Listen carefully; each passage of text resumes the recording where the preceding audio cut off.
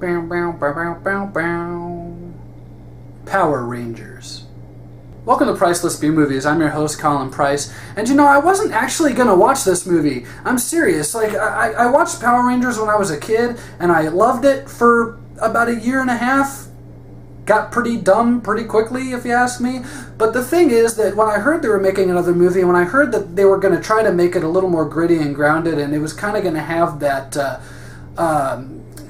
just kind of more modernized feel, and they were advertising the whole thing was it won't be as campy and as stupid as the TV show was. They were going to reinvent a lot of the characters and a lot of the things that we all know and love from the TV show, and I thought, okay, well, fine, I'll give it a chance. Because truth be told, I don't think that Power Rangers is going anywhere. I think this is going to be like Batman or even like Pokemon, where like even when we're 50 or 60 years old, there's going to be some variation on it that's popular with a younger crowd. So I was like, you know what, fuck it. I may as well watch the movie and decide for myself whether I think it's any good.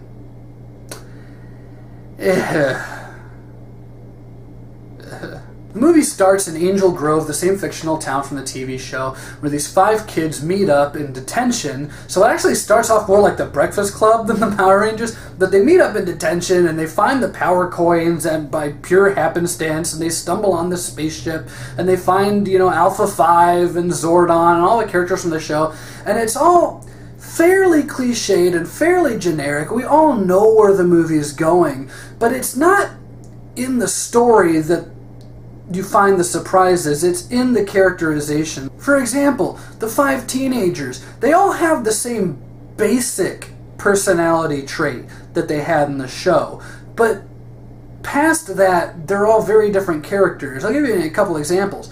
Jason is the leader in the TV show. He's the leader in the movie. That's where the similarities end. Billy, the Blue Ranger, is the geek in the TV show. He's a geek in the movie. That's where the similarities end. Kimberly, you know, the Pink Ranger that almost all of us had a crush on when we were growing up. She was the cheerleader in the TV show. She's a cheerleader in this film, but that's where the similarities end. Now, what I mean by this is that once you get past how society and how their classmates see them, this guy's the geek, this girl's the cheerleader, their actual personalities are far more interesting in this film than they ever were in the TV show. And I actually applaud the movie for taking some chances with these characters. For example, I can't believe they outright made the Yellow Ranger a lesbian. I think that's kind of a daring thing to do, but they do that in this film. I applaud the movie for making some choices and taking some risks with these characters and not being just all about let's make this a kids movie for the sake of making a kids movie.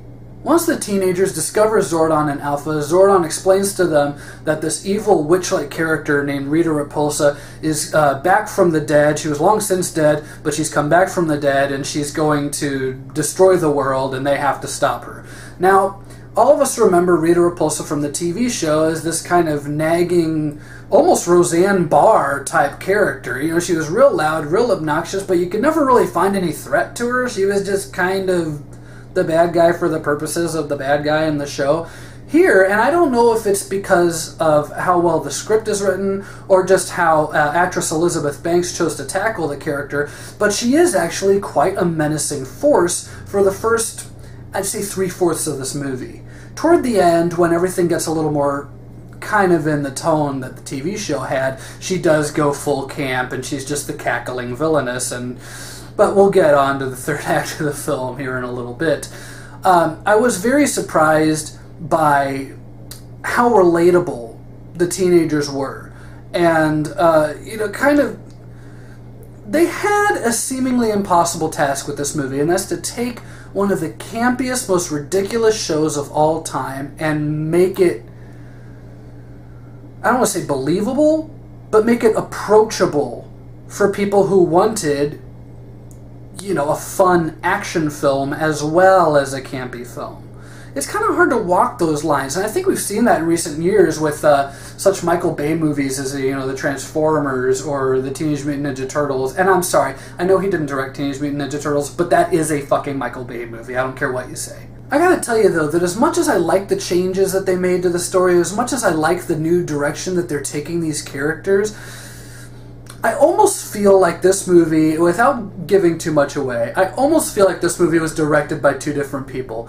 And what I mean by that is the film runs about 2 hours long. Now, that's not necessarily super long for a film like this, but it is a little longer than I think some people would expect it to. And for the first hour and a half, the direction that they're taking the film seems to be really innovative and seems to be a very new take on the material, on the TV show. But however, once you get to the last 30 minutes, and now they're in costume and they're in the Zords, the stuff that we all remember from the TV show, it very much stops being this serious take and starts being the TV show. It gets really campy and really dumb really quick, like record time. I've rarely seen a change of tone like this in fantasy action movies, but this movie drastically at one point late in the film goes from stark and gritty and all about the teen angst and all,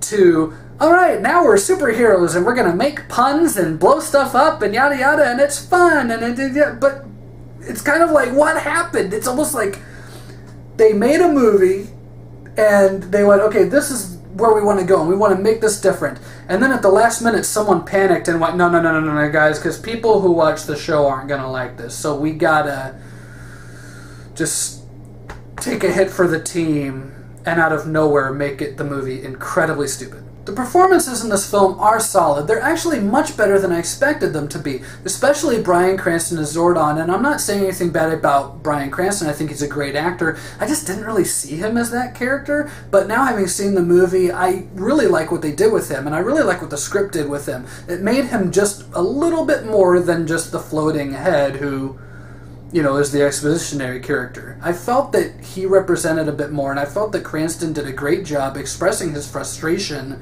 with this new group of teenagers who have to take on the mantle of the Power Rangers. I really enjoyed that performance. I also really enjoyed Elizabeth Banks' performance, but when it comes down to it, I think that this film was an uphill battle.